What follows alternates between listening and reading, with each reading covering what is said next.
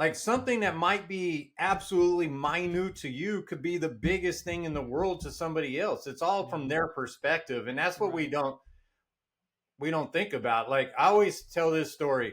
Imagine that you're like you, right? Or me. We're a good guy. We're, like we've learned and we try to give goodness out to the world. But say we meet somebody and we meet them on the very worst day of their life. They just freaking found out their kid is, has leukemia, their bills aren't paid, and their car got wrecked.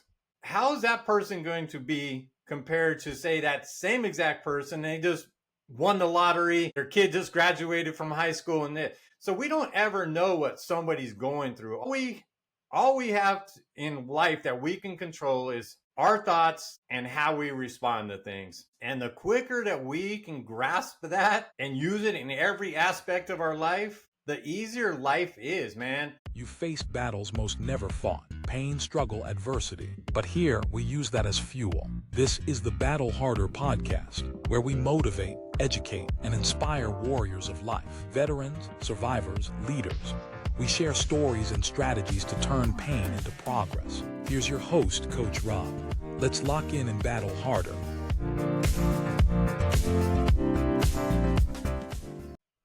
What's up, guys? Welcome to the Battle Harder podcast. I'm your host, Coach Rob, where I hope to motivate, educate, and inspire you to become the best version of yourself.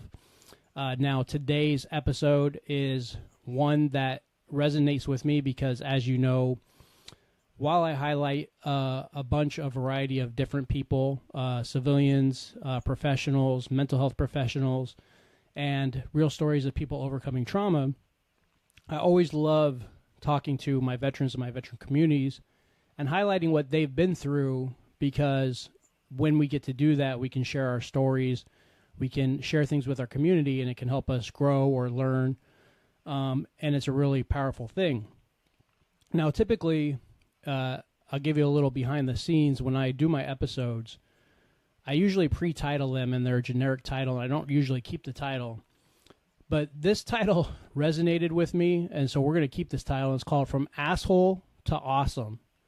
And we're going to speak about the power of fundamentals with my Navy buddy, another dude that was in the Navy, Ernest Wood. So I'd like to welcome to the show, Ernest. Hey, Rob. Thanks for having me on, man. Yeah, I'm glad you're here. You're not on camera, so let's make sure we can see your beautiful face. Oh. That's so weird. It's showing that my camera's on. Hit the button again. There you go. There he is. Right. All right, ladies and gentlemen. Glad you're here, brother. Sorry if you were expecting a beautiful face. So before we get started, just give me a little bit about who you are, what you do, and then if you want, go ahead and give a little brief synopsis about your time in the military, in the Navy. Yeah, I'll start with that. It so happened the same week that I found out I was going to be a dad, I got caught stealing from a job that I was at. So I needed to make some changes in life, obviously, and I decided to join the Navy. And somewhere in my little brain, I was halfway smart, so I did really well on the ASVAB, and I ended up being a nuclear machinist mate on a submarine. And that was a big I want to say boot camp was a more life-changing experience. We'll probably talk about that later. Yeah, sure. And then I just, I became a little more disciplined, but I still was holding on to a lot of the shit that I got from being a child. And I always say that I had a backpack and I just kept throwing boulders back there. And after the Navy, I went into the power industry for 20 years, and I looked in the mirror and I did not like the guy I saw. I was an angry, super short patience. I had road rage. I was just not a good guy. And that's when I decided I need to fix myself. And I started doing all kinds of self-help books. I probably read hundreds, maybe even 500 self-help books. But I would always get stuck and fall back. So then I kept working and finally figured out a little system that worked for me. And then I wrote my book, Asshole to Awesome, A Journey to Joy and Happiness. And what I figured out was that I had to fix the fundamentals, my basics in life, so I could fix everything else. And then while I was doing that, and people started seeing the change in me, they were like, "What are you doing?" So I started talking with other people, and there is a whole lot of men that fall into that same category. They might not call themselves an asshole. Other people probably do, but yeah, that's where I'm at. So now I have a podcast called the Legacy Podcast, and the Legacy Coach. I help people. I always say live a longer, healthier, happier life. I like that. And for my civilian non-military community, just give a little brief description of what you did on the submarine. Like, what was your job, your day-to-day? So I was on a Trident submarine, and those had two different crews. You have like a gold crew and a blue crew. So you'd be out to sea like a quarter, and back in for a quarter, out for a quarter. I helped run the engine room. The engine room's ran by a nuclear reactor, and with all the pumps and water and everything going through there. So did that. Yeah, there was our worst time out was 67 days without ever seeing the sun. Not one time coming up, not one time of clear, clean breath. And I say on that one, when we came off the boat, even the black guys were white. I was translucent and they were white. It was crazy, man. So for you guys out there that may be listening to this that don't know, being on a sub, man, just being in the military as it is takes some sort of testament to your will, some sort of grit, some sort of resilience, because most people in the military deal with something crazy. Something happens at your command, something happens on your ship, something happens. It's just the nature of the beast is just the way it is. But being on the sub, that's even, think about this. You're literally underwater in a tight little submarine with, did you have any women on the sub, or was it all dudes? Thank God I was in there before they allowed women. Not to be sexist, but it's nasty enough down there with just men. Yeah. So, yeah. So did you have to hot rack, and can you tell the community a little bit what hot racking involves? So luckily I was on the bigger sub. There was no hot racking. We had, in between the missile silos, we had 9 bunks that were staggered, 3 on the aft and 3 forward and 3 on the outboard. And there were 3 high, and you had, obviously 9 people sleeping in there at the same time. And you only had about maybe 3 or 4 feet. You'd slide in. And one of my worst days ever in the military was, we were supposed to come in for a port call. It got canceled. And that was at 67 days straight under sea. And I'm in the rack and I'm sleeping, and they're cooking bacon because, everybody feels like shit. So they're trying to make us feel better by giving us some bacon. And I have a dream that I hear my kids in the background. I can smell the bacon. I hear the kids. So I sit up thinking I'm at home, and they're right above me was a boom. So I hit my head on a freaking bolt. Blood is coming down my face. And I get to find out I'm still out to sea, and I have another 6 days left. I felt like crap, man. That was the worst, most just heartbreaking day ever. I never thought about this question. Did they have, because I know when I was on my ships, whether it was a small ship, destroyer, or the aircraft carrier, we had gyms. Did you have a gym on the sub? So we had a little workout area. I was one of the guys who just kept pushing for that. So we had like a little bench press machine and some dumbbells. And then I just constantly did pull-ups and push-ups everywhere. That's where I started my little push-up habit. One watch, it was a six-hour watch. We had 18-hour days on the sub. So you stood watch for 6 hours, you cleaned for 6 hours, and then you slept for 6 hours.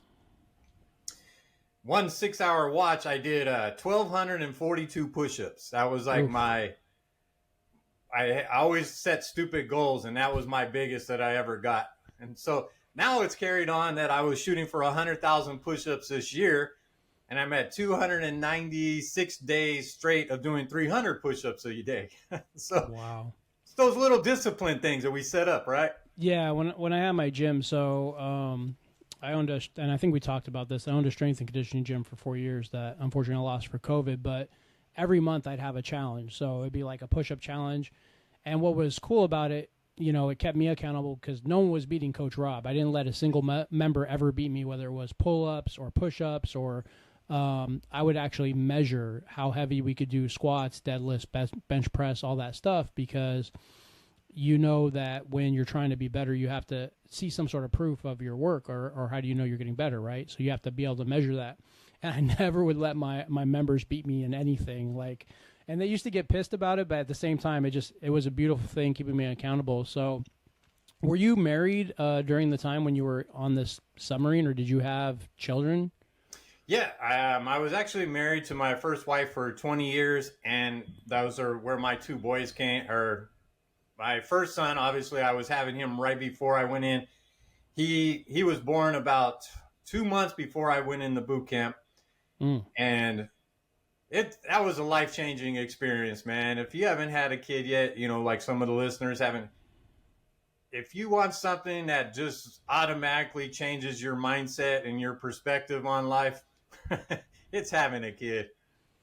And especially as us as military members, for the civilian community that may not know, when you have a child, right, and it doesn't matter if that child's born before you go on a deployment or while you're on a deployment or after a deployment, the military mission, unfortunately, they make that always come first. I wish there was a more family values, family come first before the military, but that's just not the way it is.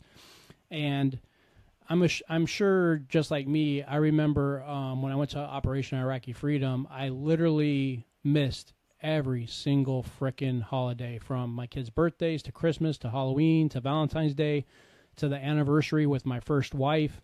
As just another part of the, I don't want to say trauma, but the mental health issues that play on us when we're in the military, especially if we want to have a family or we're trying to raise a family. So you have any thoughts on that? No, you're 100% correct. And like while I was in the Navy, on the sub, they didn't even have the internet and stuff back then. So we got a little letter that was like this big and like had 17 words on it, and we'd get it like twice a patrol. So wow, it is one of those things that really plays havoc on your brain and your mind. But you almost have to. It's like that whole compartment, put it in a different little section, right? Because if you sit there every day and think about the wife and kids being at home, you drive yourself absolutely crazy. And yeah, man, I think that is probably one of the roughest things about being in the military, especially when you have those people behind it, that you care about and love and just can't see them or talk to them. And it causes other mental health issues because, in the civilian community, once again, may not know this, and that's why I like talking about this stuff. You always hear those stories of Jody, right? Or you hear the stories of your wife being, your wife's possibly cheating on you, or your husband's possibly cheating on you, or you're both cheating on each other. Or, back in my day when we had payphones, making a payphone call, you only have limited time, and you get in an argument because the wife or husband or whoever's stressed out because you're not there to help. It's a really horrible dynamic that is just another part of the military dynamic where we don't really have any help as far as how to deal with that and how to figure out, like you said, not going crazy. Because I know there was times that I was like, damn, is my wife cheating on me? Is she running around with somebody else? Is my kids calling somebody else daddy right now while I'm out to sea fighting for my country? And I know a lot of Navy dudes that destroyed their lives over not being confident in the relationship, or they got married for money, and you probably know this too, or saw this too. A lot of veterans get married just because we get an extra, few bucks in our paycheck. And then a lot of times you're married and your wife's running around cheating on you, having babies with other people, and then you get divorced and it makes things worse. So, do you want to expand on that a little bit? That is one of the, man, yeah, I mean, I saw it, coming off the sub one time. One of my buddies, he was just engaged or just got married before the patrol. And when we come back in, his freaking woman is sitting on the pier with another dude to tell him that or she's leaving. And of course, he tried to play it off in front of all the guys, and f that, blah blah blah blah. But the big thing is, man, it's being able to communicate and having somebody there that you actually trust. Because as men, I don't can speak as a man, right? I don't know what women do, because to tell you the truth, most men don't know what women do. But, as men, we always hold everything in freaking side, man. And like, you don't want to look weak or show your emotions, but being able to actually know what your emotions are it's strength. Honestly, that's what I have found out, is because I was one of those guys. Like I said, I had a super short temper, but everything was all bound up inside of me because I never wanted to show any weakness. Everything had to be perfect, right? Because my childhood was kind of effed up, so I wanted to make everything perfect around me all the time.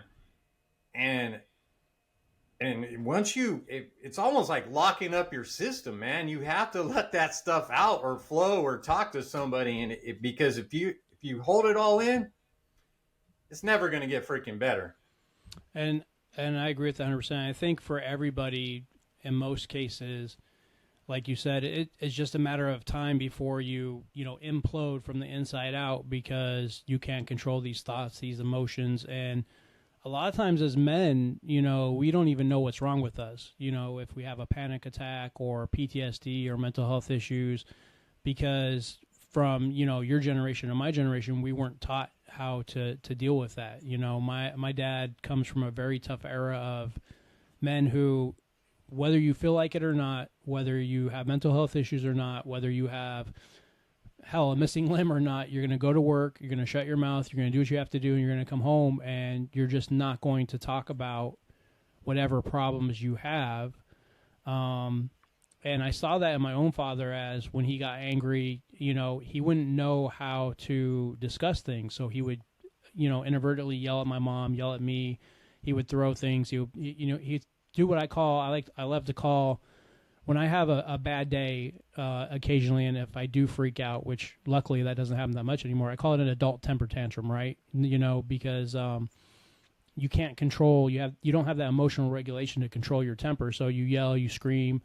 And just like you said, like, it took me a long, long time. I was the kind of guy, like I said, I think on your podcast, you cut me off, I'm chasing you, I'm flipping you off, I'm gonna meet you with the level of respect that you met me.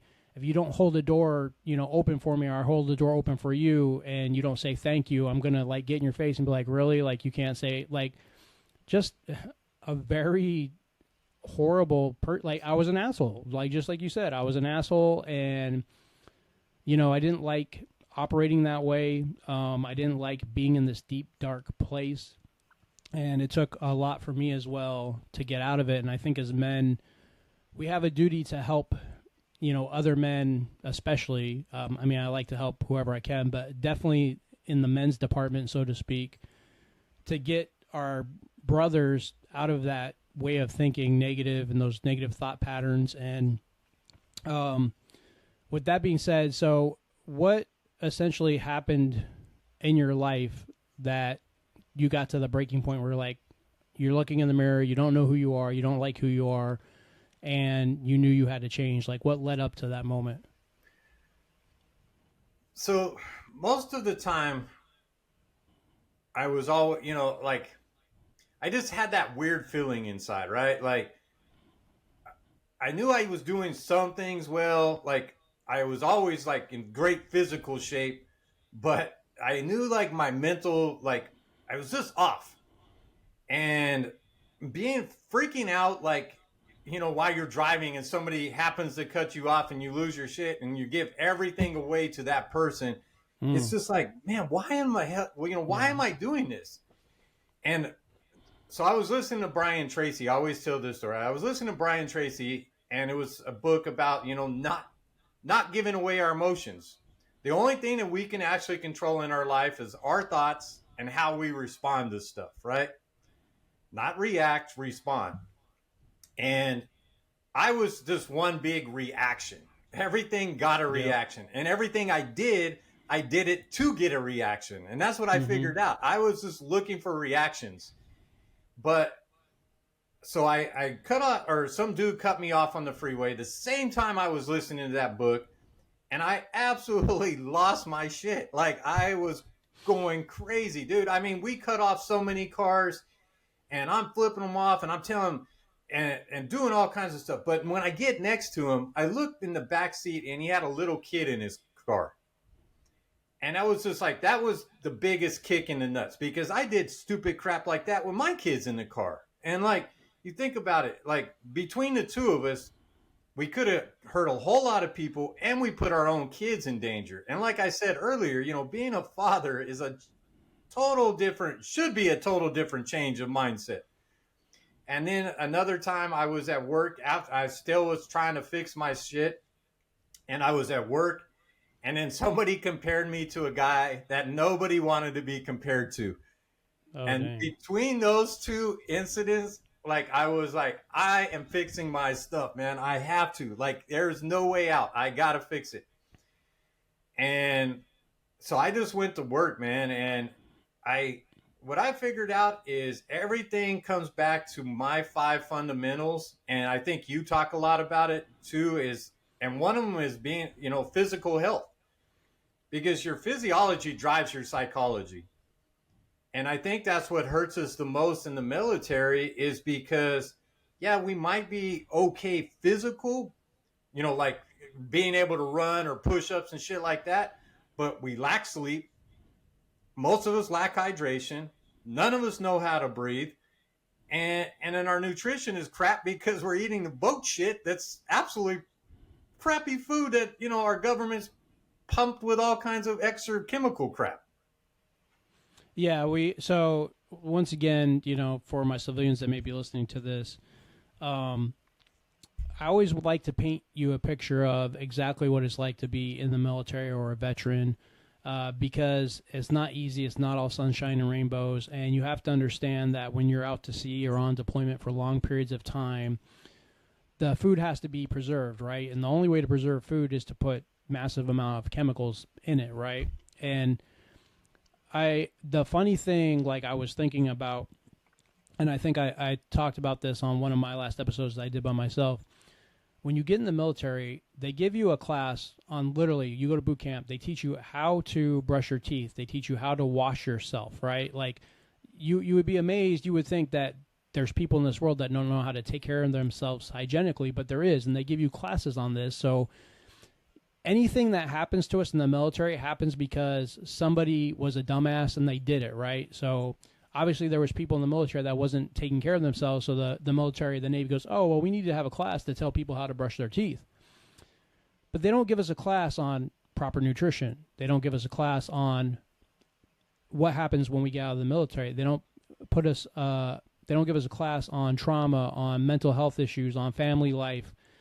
Everything that we need to thrive in the military is all built and based on, you are a machine, you are the government's property, you will do exactly what we say, whenever we say it, when we say it. And they literally, and I don't want to say brainwash because I don't think they really brainwash us, but they literally, like, build this routine, these non-negotiable things in our life that makes us, you know, if you thrived in the military, this machine, this person that can go to work with an hour of sleep, that can work, you know, overtime when it's not needed, that can, you know, do things in the heat of battle or in a crisis situation that you would think isn't possible. And the military is good about rewiring us to do that, but they're not good about putting us back together or helping us heal from the inside out. So a lot of us veterans and a lot of us veteran men, when we get out, we lose our purpose, we lose our way. And that's what happened with me. Like, everything Ernest is saying, I was the same way. Like, you have to, so in my coaching or in my theories, I think besides fitness, and we'll talk about this being the number one priority, emotional regulation is huge. And even the civilian community, most of us, we don't know how to control our emotions. We put energy out, and I like what Ernest said about that because we talk about this quite a bit. We put energy in the things that aren't necessary, right? The person that cut us off, the grocery store clerk that didn't greet us properly, the bank teller that, you know, didn't want to be there, or the person that messed up your order at the restaurant, or the shitty service, and we let that affect us internally, and it shouldn't. We shouldn't put our energy in this shit, because at the end of the day, everybody's going through something, right? And it might not necessarily be trauma, but everybody has their own shit going on in their lives, whether it's, you know, the kid is sick, or they're going through a divorce, or they lost their job, or so it's not up to us to meet their energy with negative energy. It's up to us to put our energy into things that matter, like helping people, being physically fit, being a good husband, a good father, things that matter and make sense. And so both Ernest and I think we try to teach people that on how to control your emotions, how to regulate your behavior, how to use things like just I always tell everybody, you're not going to believe this, but the simplest stuff is what works the best, right?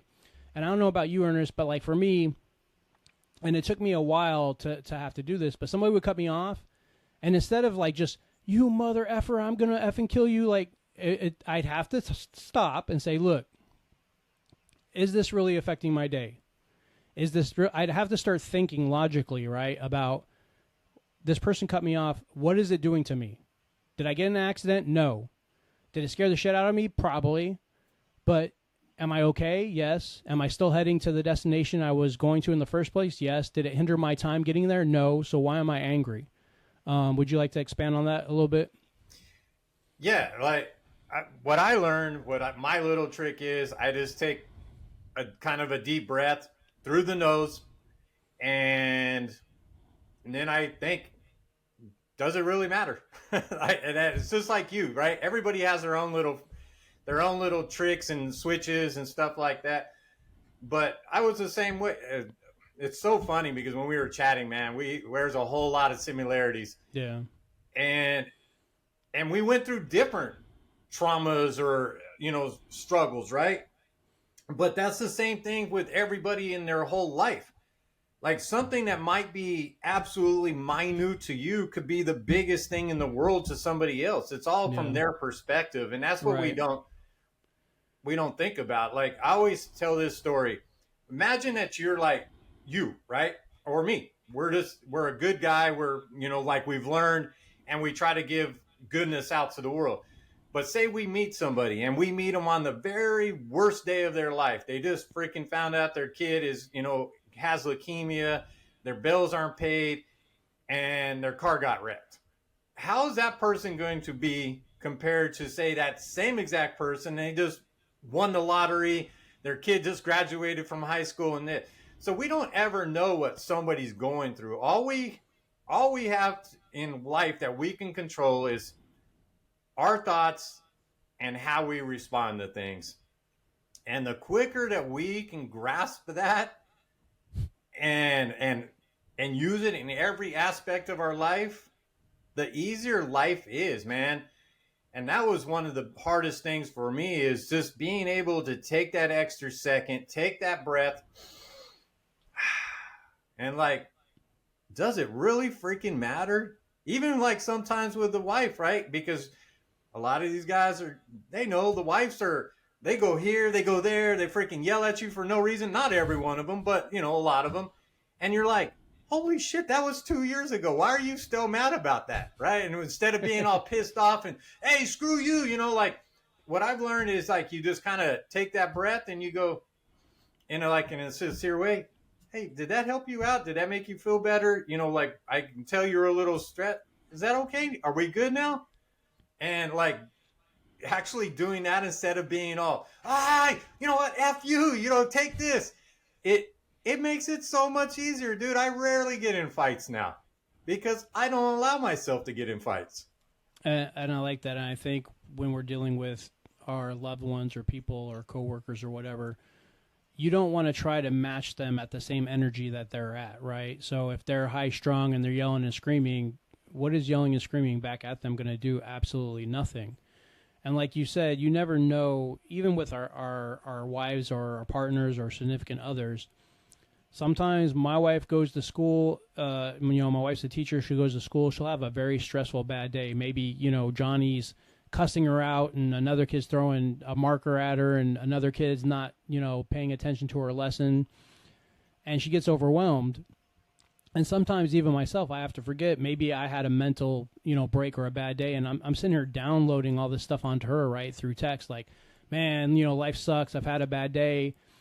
And if you can recognize that before you do that and stop yourself, a lot of times my wife will, because she's at work, she's not going to text me all the time and say, babe, I'm having a bad day, please give me a break. And so she comes home, and like, man, I had a rough day. And a lot of times that forces me to, like, not, and I'll just say bitch and complain. It's not to say bitching and complaining, but not bitch and complain to her, and just kind of say, okay, my wife's dealing with something. I need to be there for her and let her vent and talk and support her. And that's probably stopped a huge 90% of fights in my relationship, because like you said, if, your wife's yelling at you or whatever, instead of yelling back, you're like, okay, why are you still upset about this? Let's talk about it. Reasoning, once again, and emotional intelligence is such a huge proponent of being at peace, right? I mean, I used to be so dark and so angry and so mad. And I think the greatest wealth a person can have, especially a man, is just to be at peace and not let the outside world and the little bullshit things affect us and our energy. So let's talk a little bit. You said you were married before, and I was married for 18 years, and because of my anger and my emotional abuse towards my wife and my kids, essentially that's why I lost my first marriage. My first wife, she wasn't a very easy woman to be around and be with. And, I always say at the end of the day, it takes two people to destroy a marriage, not just one. But I do take a responsibility for the most of it. What happened with your first marriage? A lot of it is was my perfectionism and different things, like what I expected out of people. We just grew apart though. It was I worked, I went to school, I coached the kids baseball, and from the job I allowed her, to stay home. And I felt like I had a drive that I was aiming for something, and I didn't feel like she was coming along with it. Like she wasn't, like, it was never like we really fought too much. It was just like I was trying to get here and she was just kind of happy where she was at. And a lot of it, like I said, was just me. I always like for my kids too, I expected like perfection out of them, which was probably one of the biggest flaws of being a dad, because I didn't allow them to make mistakes. If they came home with a B, they were getting chatted with. If they made an error on the baseball field, they got more than talked to, but we went and did some extra drills. And I think a lot of it just stemmed from not having a dad around, right? I was trying to make sure they didn't do any of the stupid crap that I did. And I knew how lazy I was sometimes, and how much better I could have been if I had somebody just pushing along a little bit. But I was more than pushing along. I was dragging their asses along with a rope and tied to a bicycle kind of deal. So yeah, on the wife end of it, it was just, I think we, just got in different spots in life. And I think that happens. It's hard. Like, you have to find a partner that's going to match your energy, your belief system, your goals. Because when you have that support system and they know exactly who you are and what you stand for, there's no question about that. And they can, be better supportive of that situation. So what did you do essentially when you figured out you're like, hey, I don't like being a parent like this? How did you balance that out? Unfortunately, man, my kids were I never figured it out until after they were already old enough to do their things. But they're both successful. One's a lawyer and one does real estate, and they're freaking good kids. Like they do their thing, and like one of them kind of holds a little bit of a grudge against me because there was an incident like that I didn't feel like was a big thing, but he felt that it was huge, right? And we just looked at it in a total different way. Like he saw the 6, I saw the 9, the upside down thing, right? And I never had a clue that that was in there until just a couple years ago. And then the youngest one, we bumped heads, but we get along pretty well because he knows that like he with the discipline that I gave him, that's why he's at where he's at. That's what he always tells me. Even though that all of it wasn't the greatest, but he also goes, you know what? If you did anything different, I wouldn't be the person I am. So he's a little more grateful for the person that he is. And I think the other one is grateful for everything that he has, but he hasn't quite learned to be 100% like just grateful for who he is. And because that everybody goes through those stages with their dad, right? That they kind of idolize their dad, and then they almost like their dad, then they can't stand their dad, and then it comes back around that, oh shit, I am my dad kind of deal, right? And Bro, yeah. that is you hit that like so on the head because growing up, I completely idolized my dad, and because of that, so I have one brother who's 4 years younger than me. He's my only brother. He hates my dad with a passion. He won't talk to him. He won't speak to him. After my mom passed, when my parents lived in Tampa, I decided to move my dad down closer to me because I knew I was going to have to take care of him. And once again, my father is not an easy man, and I had to make a big determination as soon as my kids were born that I was going to be a different man than he was.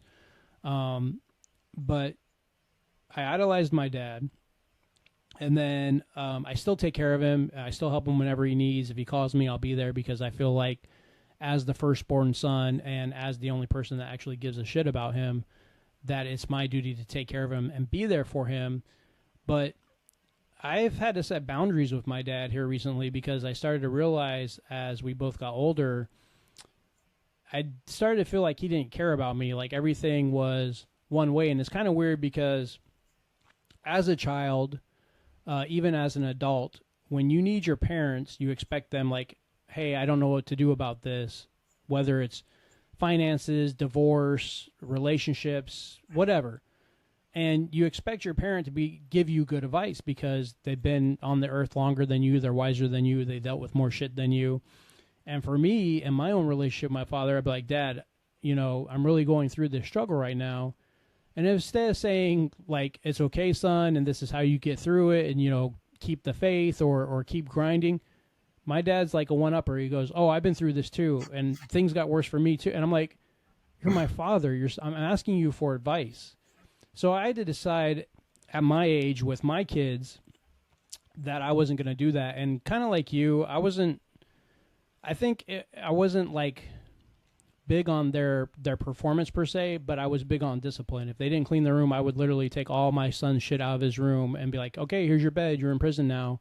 I remember one time, like, I forget what he did. He backtalked me or something, and then just like a drill instructor, I was making him work out until he wanted to pass out. And looking back, that wasn't necessarily the right answer. And my three kids, my daughter's 25, my son's 24, and then I have a 13-year-old. But the older two is the two that took most of the verbal and emotional abuse in my first marriage, and heard, mom and dad yelling and screaming all the time, and me saying I want a divorce every other month, and all that wonderful things that mess up our kids. And my mom had passed in 2018, and we went back to California to lay her to rest because that's where my dad wanted to have the funeral. Because like I told you previously, I grew up in Cali. And we get back. My kids are there. Everybody's there. We get back to Florida. My son just stops talking to me, my older son. He didn't talk to me for 3 years. 3 years. And to this day, I don't know why. I just remember that I was like, my son's upset about something. I don't know what it is. I believe that my ex-wife at the time put a bunch of stuff in his ear. Whether that's true or not, I don't know. But all I did is I kept messaging him on Facebook every once in a while through Messenger, like, hey, son, I love you. I hope you're okay. I would text him, hey, son, I hope you're good. I'm still here if you need me. And he would never answer me, right? It would just either be unread or he'd read it but not say anything. And to this day, I don't know what happened because I decided not to. And once again, this goes into, energy and how we deal with situations. He calls me out of the blue, right? And he's like, Dad, can you help me move out of Mom's house? And without even thinking about it, I'm like, yeah, son, when do you need me? I'll be there. And he talked to me like nothing was ever wrong. Nothing ever happened. And to this day, I didn't bring it up, and I'm not going to bring it up because we have a great relationship, and I don't think there's a need to try to prod or pry to find out why he wasn't talking to me. So, with that being said, I think it's never too late to be a good parent. Even if your kids are adults, you just have to, I always like to say, you have to see the change to be the change. Like if you want to change your life, you can at any time. You just have to decide that this mental hell of insanity that you keep going through, that it's not good enough and it's not going to work. And I'm sure you probably have a pretty good relationship with your kids, or better than it was in the past. I know I certainly have a good relationship with my kids now.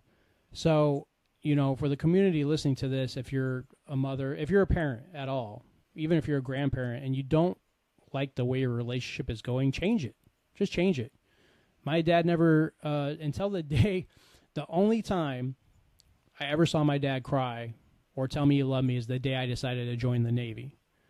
And, growing up to a 21-year-old young man and never hearing your dad say, I love you, that's a crazy thing, right? Like, you wouldn't think about how that would impact you later on in your relationships, how you deal with people and stuff. And now that my dad's older, he always like, I love you, son. And I think that's just the nature of aging. But I had to decide, when I had my kids, that I was going to tell them I love them every day. I was going to tuck them into bed. I was going to read them stories. Every conversation I have with my older kids, or all my kids, at the end of the conversation, I love you, So just realize that if we're struggling through something, that we have to change. We have to, what Ernest does and what I do, if you don't want to put in the work, if you don't do it with intent, you're not going to be able to change. It all starts with you. Ernest was a point in his life where he was like, man, I can't operate like this. Coach Rob was a point in his life where I was like, man, I can't operate like this. And we found what works for us. And so going into the final topic before we close out the show, this is where fitness is very paramount in our lives. And I think it's very important for both of us and one of the main pillars in everything that we do. So what does that look like for you, Ernest? What do you like to do for fitness? And what does, the totality of fitness mean to you in your life? Yeah, like I said earlier, physiology drives psychology. And what I found was I said it earlier, I was always in good shape. Like if I looked in the mirror, I was in good shape, right? But my sleep habits were absolutely horrible. I probably drank 4 or 5 Monster energy drinks a day. I dude, I haven't touched caffeine in 20 some odd years. Wow. It's crazy. But and then I never knew anything about breath work, and movement. I went to the gym, and I had an active job at that time, but then I'll tell you about why I'm saying that. And then nutrition, right? We always hear those things, but unless they're truly dialed in, you're not working efficiently. I'll just give you an example. Most people are mouth breathers nowadays. 40 to 50, actually it's 50 to 55% of people mouth breathe. And mouth breathing is horrible because it bypasses your parasympathetic nervous system and uses your synthetic nervous system, which is your fight or flight thing, right? So, which puts your body in a constant state of stress. You have extra cortisol flowing through there. When your cortisol is flowing through, you have lower testosterone.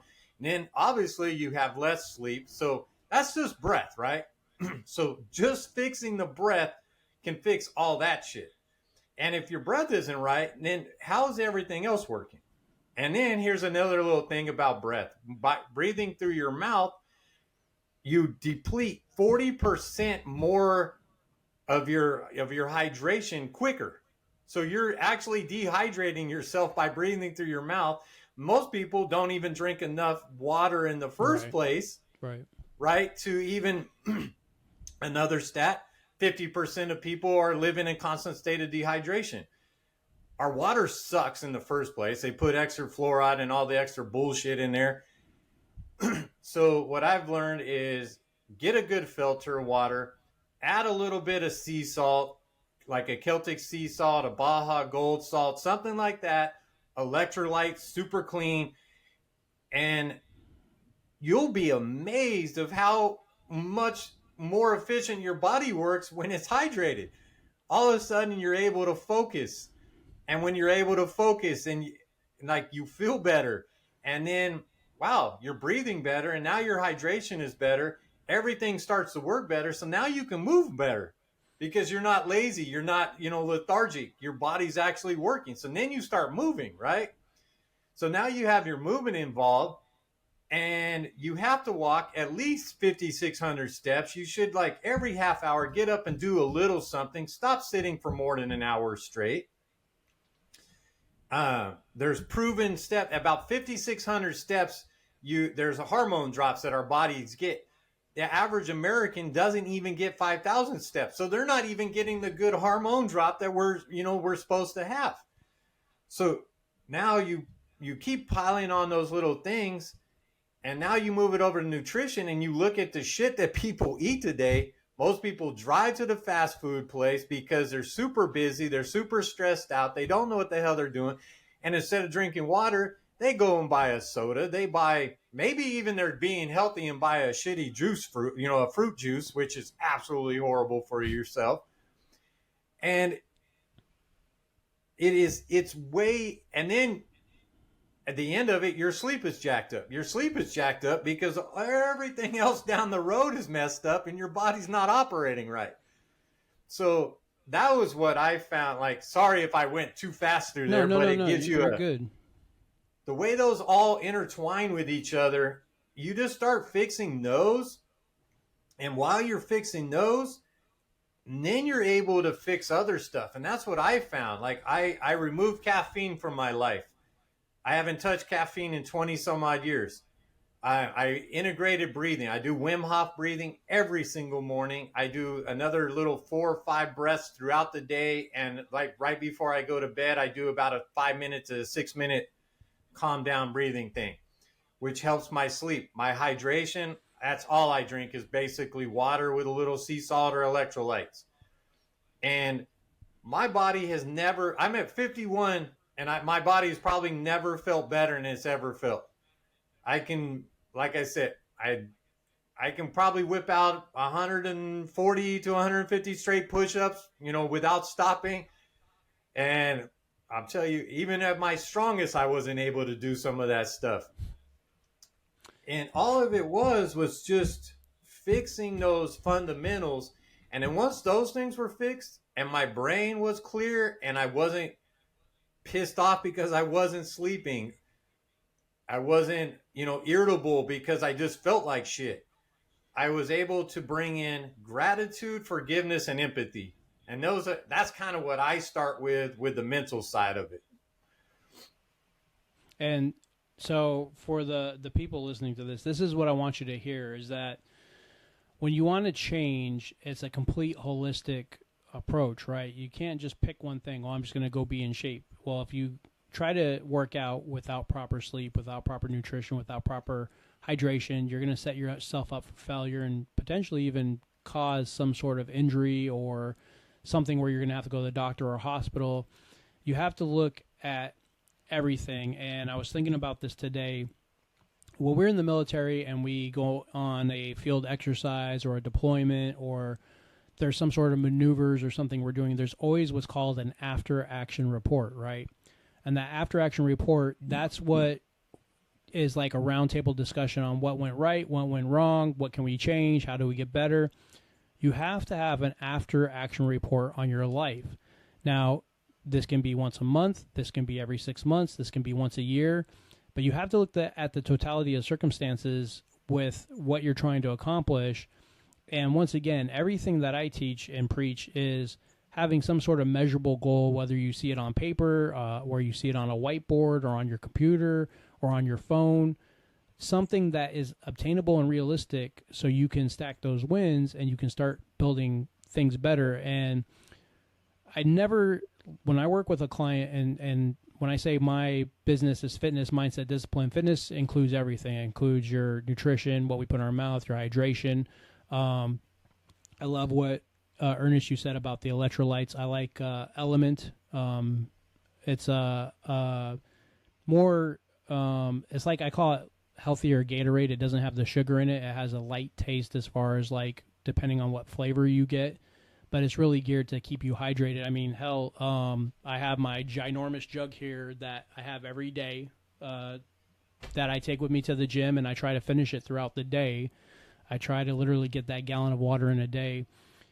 And when you start making those small changes, right, the goal in life is always just to be better than yesterday and be 1% better each and every day. And it's the small wins through the consistency and discipline that we stack up that allows us to be operating at optimal level. And I'm not operating at optimal level right now. My sleep has been garbage, and that's something that I'm fighting to work on right now and fix. But simple things, going for a walk every day. If you don't want to, and I always tell everybody, as far as getting in a fitness program, find what works for you. Find what you enjoy. You don't have to lift weights. You don't have to be a runner. You don't have to be a combat martial arts specialist. Do what you enjoy, because what you enjoy, you're going to be able to do for a long time. I love going to the gym. I love lifting weights. I love being strong. So for me, because I love that, I can build that into a non-negotiable, and I can do that every day, where even when I don't want to work out, the theory is the best workouts are, the worst workouts are the ones that never happen, right? Even if you go get a shitty workout, that's better than doing nothing. So find what works for you and stick with it, and as long as it works, keep doing it. And when it doesn't work, look for something else. Don't go on diets. As I tell everybody, diet has the word die in it, right? It's not meant for us to be sustainable, to be, and there's benefits to everything. There's benefits to fasting. There's benefits to carnivore. There's benefits to keto. But a lot of times we get so effed up in the details of what we see on social media, what we see on TV, what our friends doing, or our gym partners doing, or our coworkers doing. And you have to find what works for you. What works for them may not work for you. So find what works for you and stick with that. And from a basis, once again, Ernest, I think you'd agree with this. The simplest things are what works the best. It's not rocket scientists. I mean, you were a nuke in the Navy, and you're doing the most simplest things as far as breathing through your nose, practicing breathing, eliminating bad shit from your diet. And look, guys, Coach Rob loves pizza. I am a pizza-holic. If I had one meal for the rest of life, it would be pizza. But I moderate that. I don't have pizza every week. I don't have pizza every 2 weeks. I try to have it maybe like once a month. You can enjoy the food you love. You can enjoy the snacks and the candies and all that stuff, but everything in moderation. The problem is in society, when we go to McDonald's or we go through fast food, we're, like Ernest said, you're stressed out, you're in a rush, you're not thinking about what you can put in your mouth and in your body. And then you get the 2 double cheeseburgers, the 2 fries, the apple pie, the shake, and the Diet Coke. And then before you know it, you're over 300 pounds because you did this over months, over years, and you just compounded that bad food on top of your stress and everything you're doing. So if anybody listens to this and you need some sort of change, just walk and start to limit what we put in our mouth. And those two things, the simplest things known to man, you'll start to see vast changes in your health and your physiology and your mental health. And this is coming from two older dudes. How old did you say you are, Ernest? 51. So you're 51. I'm 49. I'm coming up the rear with my age as well. Easy. That's bad Navy talk, right? That's a bad Navy joke right there. That's for another another episode. I don't know why in the Navy we get coined or termed that derogatory stuff, but sorry about that. No, you're good, bro. I'm in the best shape of my life at 48 years old. I'm stronger than I was in my 20s. I have more endurance than I was in my 20s. I'm about to go back to jiu-jitsu so I can be harder to kill. Like, it's crazy to think that I'm on the cusp of being 50 and I could smoke most 20 and 30-year-olds, whether it's in the gym, in a race, mentally, physically, emotionally. And that says a lot about Ernest and my testament to the lasting change that we made in our lives. So before we end this show, Ernest, I always ask my guests the final question, which is, what is your definition of turning pain into progress? You have to embrace the struggles. You have to embrace being uncomfortable. And you have to learn to almost have gratitude for them, because without pain, without the struggles, you're not having growth. I mean, to grow, that's just kind of goes with the definition, right? You have to stretch yourself to grow. And if you're not growing, you're dying. I don't care what anybody says. That statement is so freaking true, because if you're not moving forward, everything else is moving. If your ass is staying still, you're falling behind. So learn just to embrace that, man. And setting up little micro disciplines and little challenges for yourself teaches you to embrace it and love it and enjoy it.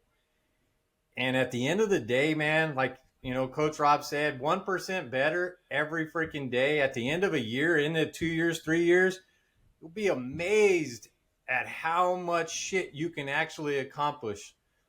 Because let's think about it in reverse real quick, and I'll end it here. How long did it take you to get to where you're at? It was micro little shits piled up. Maybe you were getting 0.5% worse or whatever, and piled up. And all of a sudden, now you don't like that guy. Let's reverse it. Let's do positive things. Yeah, it sucks at the beginning, but the more you can enjoy the suck, the easier it is, man. And I like that. And, me being a dum-dum, it took me 18 years of a failed marriage. It took me I've been with my current wife now 8 years. We've been married for 1, but it took me 8 years of that relationship not wanting to destroy it.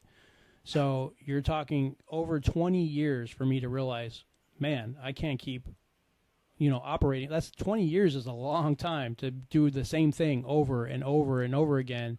So why not do the same thing over and over and over again for 20 years in a positive way instead of a negative way? And I like that about challenging yourself. I have this thing, I call it ABC, and the ABC actually stands for always be challenging yourself.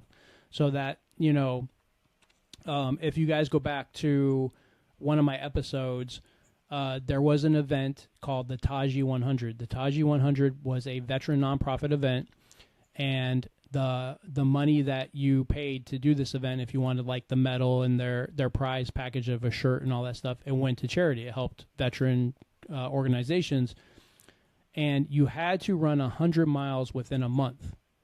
I did that 2 years in a row, and I can't tell you the mental chaos and struggle of trying to get 100 miles in, whether it was walking or running or using a bicycle, which you had to do double the miles on a bike for it to count as equal to running miles. But at the same time, the mental struggle, the chaos that put me in to say, I'm going to earn this medal, I'm going to do this, I'm going to complete this challenge, it made me a better, stronger, resilient person. You have to challenge yourself. You can't go through life just staying middle of the road and never trying to be better. I mean, you can, and if that works for you, great. But most of us want more out of life. Most of us know we only have one life, one shot, and when it's done, it's done. So why not be the best version of yourself? Ernest, I appreciate this conversation, man. It's always good to find more brothers, military brethren, battle buddies, people in my community.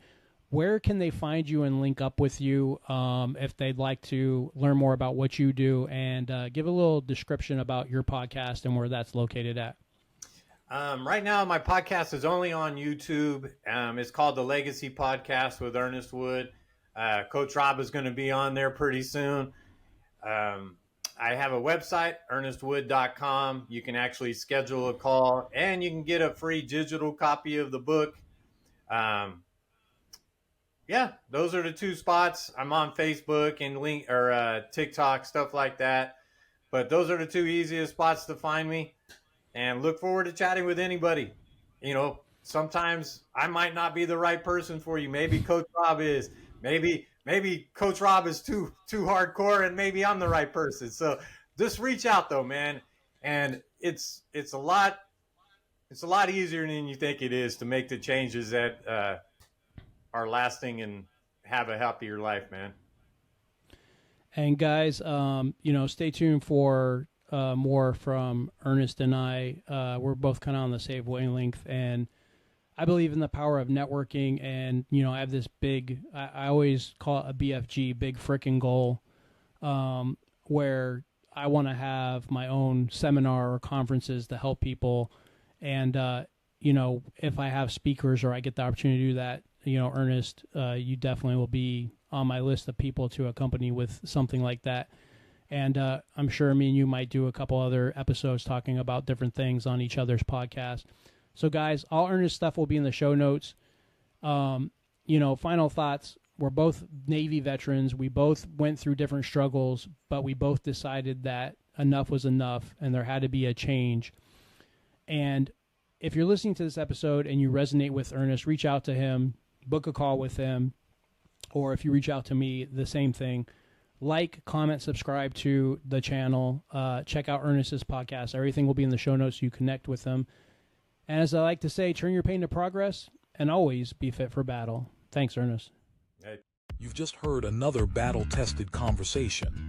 Now it's time to take action. If this episode lit a fire in you, subscribe on Spotify, Apple, iHeart, or YouTube, so you never miss a moment that could change your life. Want to go deeper? Connect with Coach Rob at Battlefitted Brain. For coaching, gear, and tools to help you turn your pain into progress. Remember, life will test you, but you're built to battle harder. Until next time, stay locked in, stay ready, and keep showing up.